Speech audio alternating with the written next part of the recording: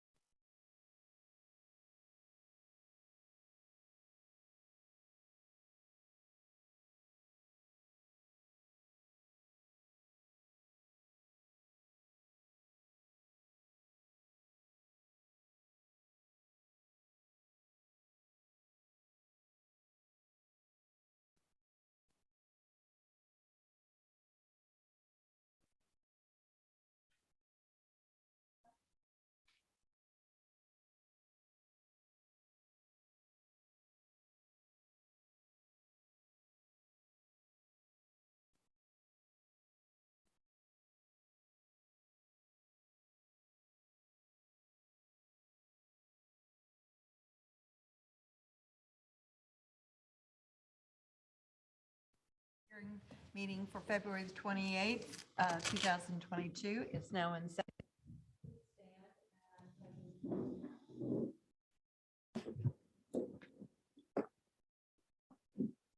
I pledge allegiance to the flag of the United States of America and to the republic for which it stands, one nation, under God, indivisible, with liberty and justice for all.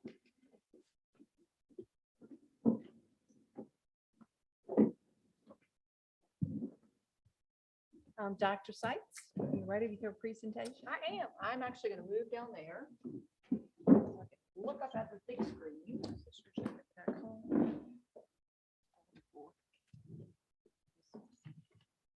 While she's coming to the podium, I'd just like to acknowledge the children of Ukraine. Our children have it so easy, and those poor children tonight are suffering so much. So please keep them in your thoughts.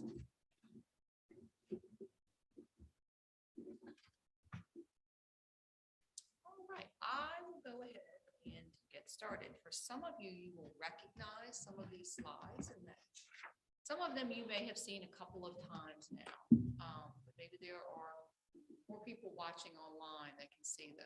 Is your mic on? I have no idea. Is my mic on? No, It is. doesn't sound like it. It's on?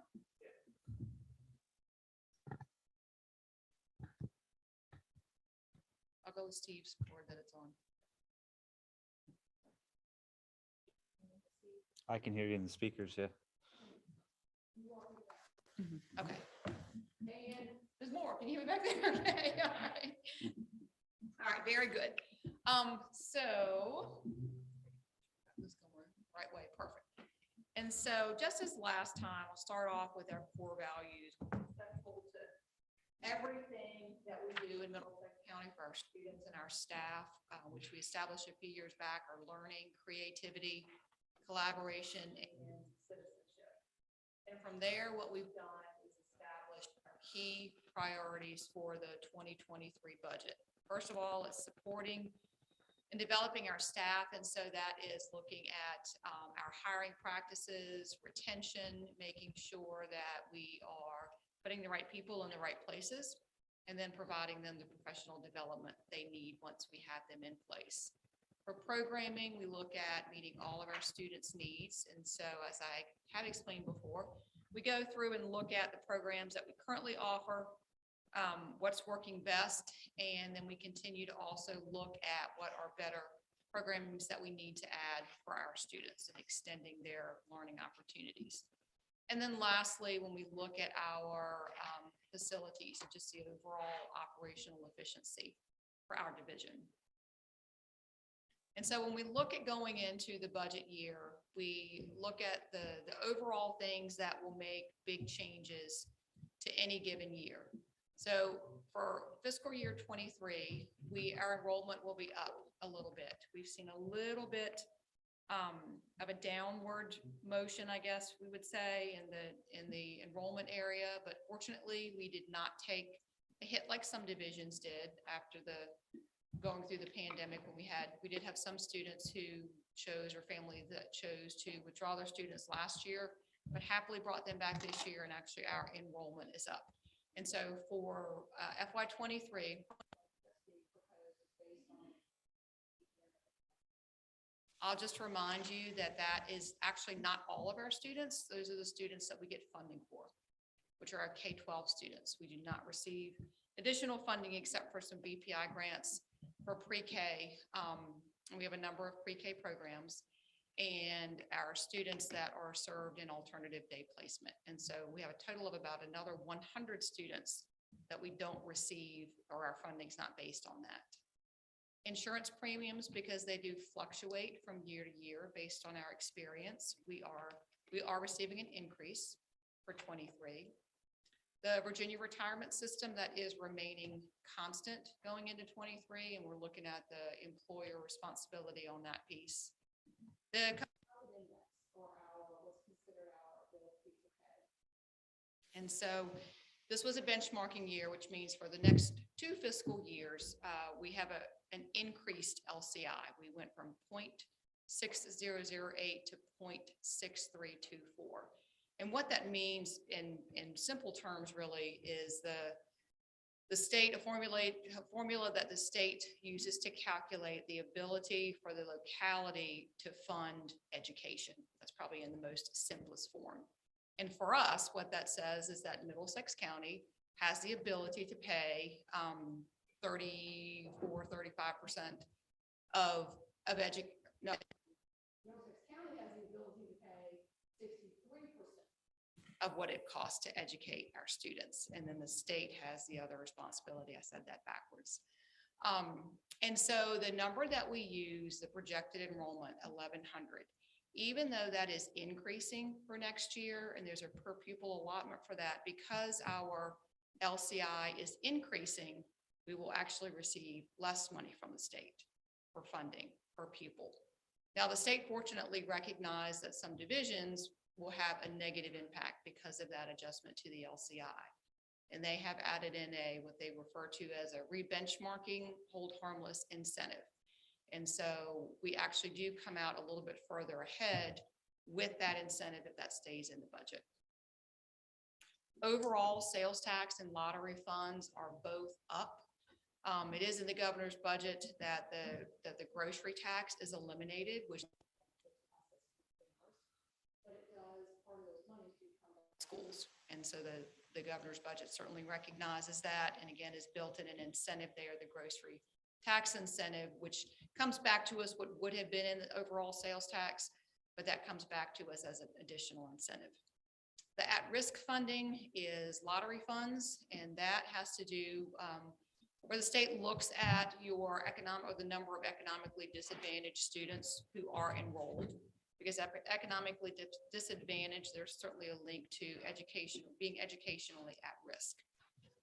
And because of the number of students that we have there and qualify there, we have an additional add-on. And so that also helps the fact that our LCI is up and it looks like our ability to pay is higher.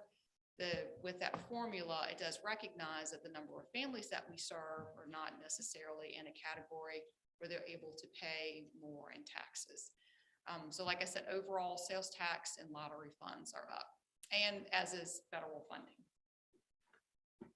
And so the budget considerations, the larger ones that go into the proposal for fiscal year 23 is, as I mentioned, insurance is increasing. That's going up 10.5%. And then compensation, which is actually the largest portion of any increase that we see there.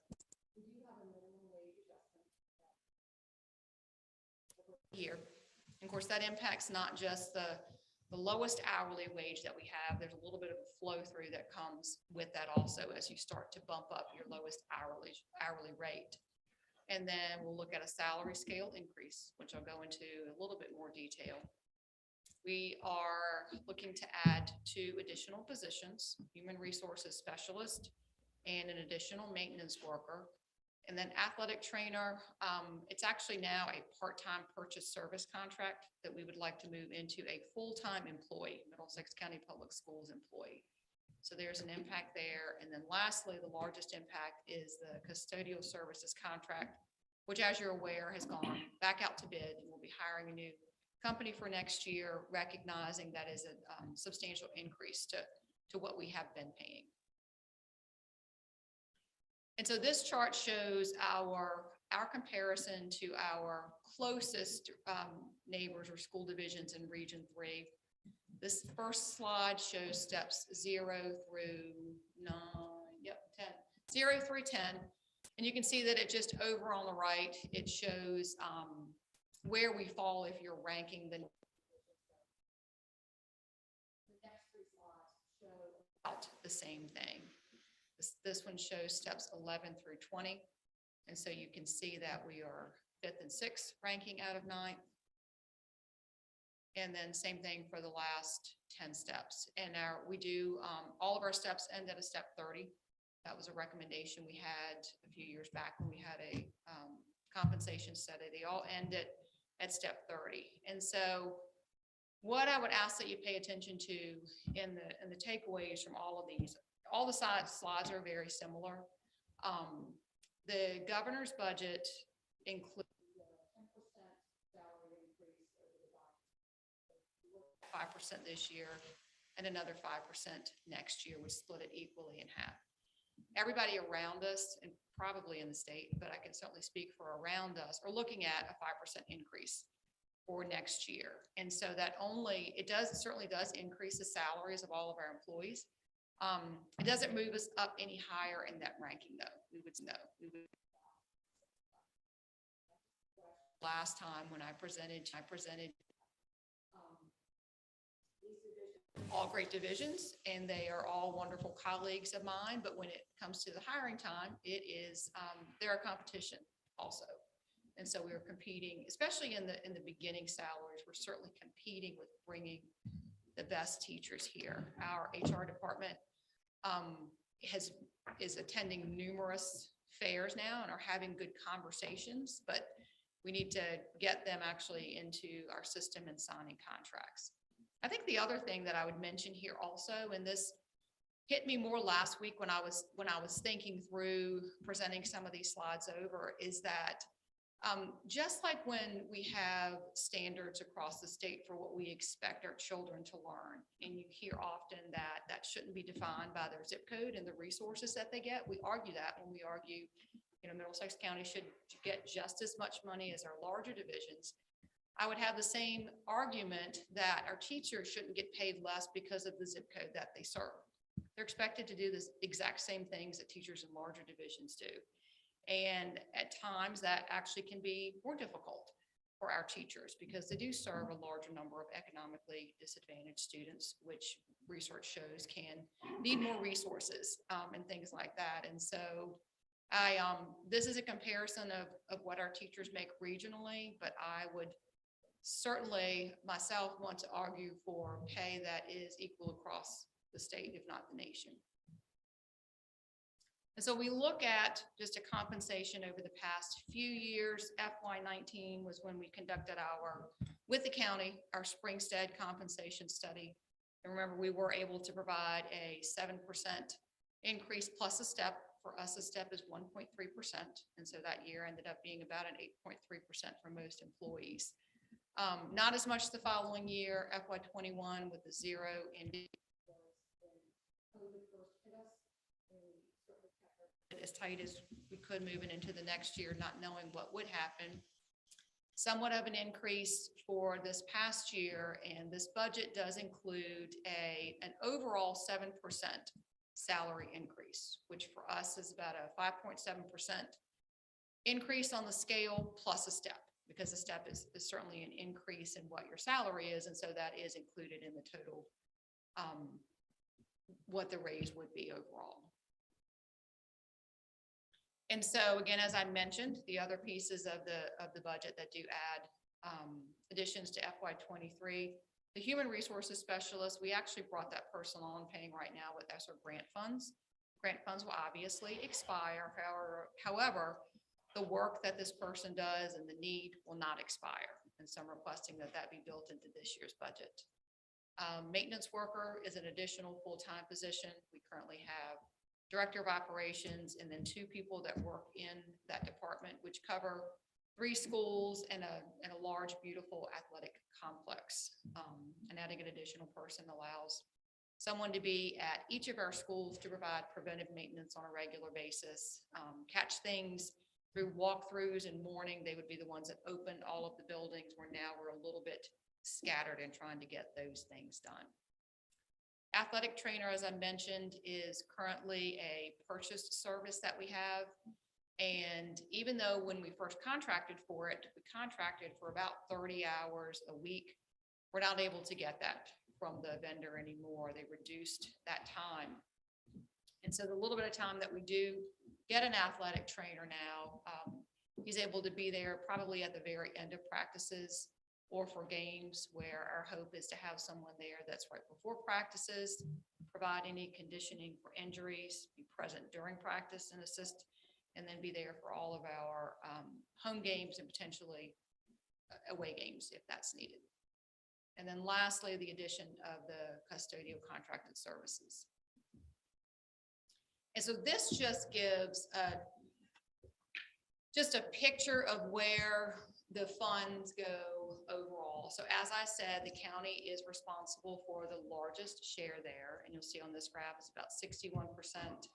Cafeteria is on here at 2.5%, although cafeteria is self-sufficient, does receive a little bit of federal funds. And then, of course, we do have some federal funds separately listed. You see that because we're not lump sum funded and we're categorically funded, these are the state categories. And so the most of the budget is for instruction. Administration and health, actually it's administration, health, and attendance. And that covers everyone at the school board members, all of our nurses. We have an RN at each of our schools, school psychologist, school social worker, and our speech language pathologists. And then you can also see that the majority of the budget, or the bulk of the budget, is for salaries and benefits. Tuition, we do pay tuition out to the Chesapeake Bay Governor's School and to Bridging Communities and our regional special education program. And then when we break apart the salaries, again, you can see that the largest amount of that goes to instruction. There's another little sliver up there, which is operations, and I think that was at 1 or 2%, but did not, for some reason, transfer over in my slide. And so capital improvement projects. The school bus replacement, if you remember this year, is for FY23 is for 2 new electric buses. The 2 numbers up there mean that the overall cost is $704,280. However, we did receive a grant from DEQ for $530,000, which brings the cost for 2 buses to a little over $174,000. When we break that down between 2 buses, we're actually paying less for the electric buses than we would pay for diesel buses. The nice thing is that next year we will have 4 electric buses on the road, which will save us in fuel costs. I'm going to skip down to the LED lighting upgrades. That's actually a 2-year project, one for the elementary and one for St. Clair Walker. We left the high school out of that because we're going through a master plan proposal there, and thought that would be included in that. And so they need to be upgraded all of our schools. There's energy benefits to academics with the different types of lighting. The paving and the overflow parking lot, which are both in yellow. The good news is, because we were hoping that we could move those into ESSER funds, and Karen has just gotten the approval on that, in the amendment that we did to the ESSER 3 grant, because especially the overflow parking and some of the redesign we've had to do have been directly related to effects of the pandemic. And so we will be pulling those out of the CIP. For savings of about $565,000 that we originally put in there. A couple of other savings that I've noticed. We certainly have been able to take advantage of grant opportunities. The chiller that was replaced this year here at St. Clair Walker, that actually was in the CIP for about $250,000, and we were able to use grant funds to cover that and have that replaced. And then the HVAC upgrade, or new units that we just replaced at the elementary school, certainly was a much larger dollar project there, but with ESSER and quality of air that was being focused on, and upgrades there related to the pandemic, we were allowed to apply for, and the state told us exactly how much we could apply for, and we did. Even though we had already completed or started that project, we were within the date range that we could count that in ESSER funds for upgrades to our systems. And so we will be delivering a check back to the county for $216,000 there. So are we saying that somewhere close to $1 million you've been able to get receiving grants that the county does not have to pay for? Yes, ma'am. Well done, Ms. Marie. And I'm sure it's been a group effort. And Dr. Sykes, and probably Dr. Bush, but well done. Karen certainly has to do the nitty gritty with the numbers and the multitude of amendments that have to go into one change in those grant funds. But fortunately, we're able to do it. And the second it comes across our desk as a superintendent's memo, I think sometimes they don't like me saying, oh, here's this grant, we should apply for it. Because there is substantial work that goes into it. Yes, However, is. as you mentioned, the benefit has been about $1 million in savings there. And so overall, before I go, and these are just highlights of state, federal, other, and local funds. I should point out that the numbers that we're looking at now, budget-wise, are the governor's budget. And by governor's budget, I mean former governor's proposed budget with the current governor's amendments. We are still waiting. We've got some idea of what the Senate and the House versions are. When I say idea, I've just gotten one little sheet to say we will get less money in the House version and a little bit more money in the Senate version. But we've not received the calc tools that you'll hear Karen talk about that we can actually plug in all of Middlesex County's information. We've not received those. And so we know these numbers will change, hopefully to our benefit, but this at least gives you or lets you all know where we are with the current budget that we are operating off of. And so state funds, remember I said that basic aid will be down for us, but because of the incentives and sales tax and those things being up, there is somewhat of an increase there. Federal funds are up about 53,000. Other funds, it looks like we're not getting as much, but I should explain there, it's not that we're losing any other funds. This is usually where it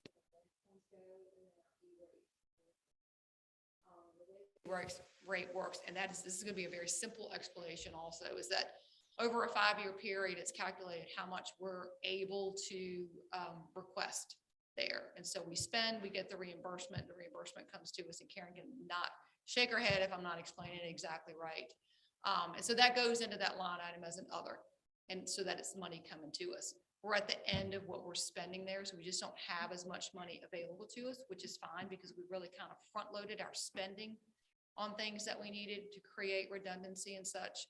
And then that will be reevaluated at the end of the 5-year program. More money will be allotted to us, and we'll just start that process over again. So it's not that we've lost any money there.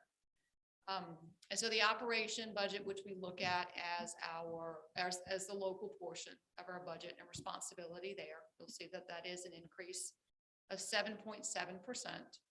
Debt service is down going into the next year. We've taken advantage of some refinancing. And so that the overall total local funds are increased 6.8%. And so when you look at our state, federal, other, and local, that shows our total general fund. And so just remembering that the CIP is not in that, but the total general fund is up 6.33%.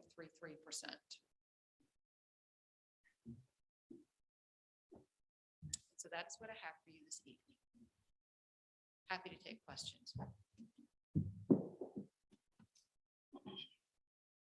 The increase in the insurance, is that based on claims that we are making? It is based on our experience. Is that health insurance? Yes. And is that a state self-funded program? I'm going to let Karen explain that better than me. It's actually, it's the local choice. Members are so small, we're able to water down any claims that we have. So the state pool does actually help us in a high claim year. We're coming off of a higher claim year where they do a 12-month look back. And so a bad quarter falls off, and then the next quarter comes on, and you're hoping that a good quarter comes on when a bad quarter falls off. And so we actually are in a better trend. We're coming off of a bad 12 months, according to our last meeting with our broker. But again, it's going to take 6 to 9 months more of better claims to rectify that bad claim period. And we meet quarterly with the broker to look at, where we are there. I would say that most of it's not in our control anyway, because if you need to be seen for certain things and you're seen for certain things, but we at least know as we move through the quarters, what it may look like. And I didn't finish answering your question. You were asking about self-funded, because there are differences in self-funded or fully funded. The local choice plan is considered it's considered a self-funded plan only because if we had to leave the plan itself and we had experienced a bad claiming period, we would have to, it's what's called loss. We would have to pay the local choice to get out of the plan. And that's why our plan is considered, they actually call it level funded, because it's a self-funded plan with loss ratio. Has to involved. net out to zero. If you- Mhm. you know. Yes. And so it really is whatever our experience is. We take that negative experience and we either have to pay them to get out of the plan. And that's why they call it a self-funded plan, a level fund. Mhm. I should have checked this myself, but do we have a sense of what a percentage increase for a new maintenance contract is going to be? A percentage increase? It's about 100,000. I was gonna say, The I addition. don't have the percentage increase, but I can tell you that it's about an addition, it's gonna be an additional 120,000. We are paying 350 now, 350, I think. and then 40 goes to 462. And that's I mean, that's an estimate on our part Mhm. on trying to get some information on what we thought a new contract would be. And that also includes the. So about a the- third, I'm sorry? about a third more? Well, yeah. Okay. About that, yeah. Mhm. This is a newbie question. What role does merit play in the increase in a teacher's or a staff member's salary? So we have never had a system here of merit pay. It is I have referred to the steps in there. And so based on experience, everyone moves a step that way. The way that the scales are configured, and again, Karen can correct me here, give more details, is that everything's based on a step 0 teacher scale. And so 0 means you don't have any experience yet coming into the position.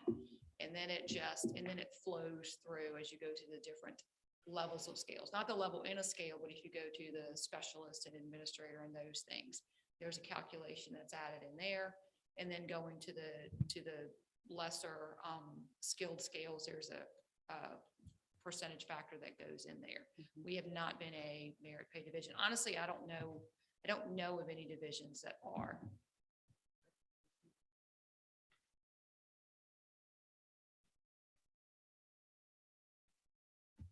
Anybody else have any questions? Thank you, Dr. Sykes. You're welcome. The floor is open for public comment.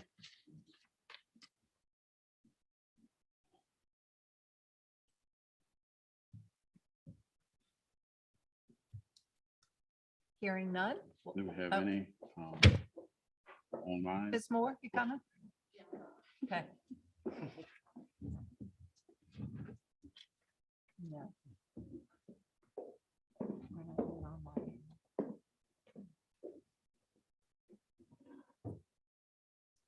Good evening. My name is Dawn Moore. I live in Urbana. Thank you very much for all the work you do with getting the grants to save the money to better help get our kids back and forth to school and provide them with everything they have. My question is, I know usually during the budget period, you see the difference in the spending. So I know we did the big upgrade with the tablets and the computer and the software. When are we going to be hit with those additional fees again?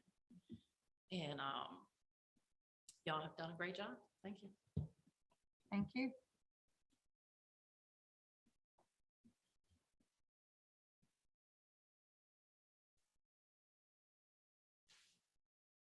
Hearing or seeing no one else, public comment is closed. Mr. Williams, appreciate you being here tonight since I missed you last time. I want to recognize you. Thank you. If there's nothing further to come before us, is there a motion to adjourn? So move. Is there a second? Second, We are adjourned. Thank you. what if you didn't get a second? Well, we wouldn't have I had the would quorum. second myself. We wouldn't have had the meeting. Second myself.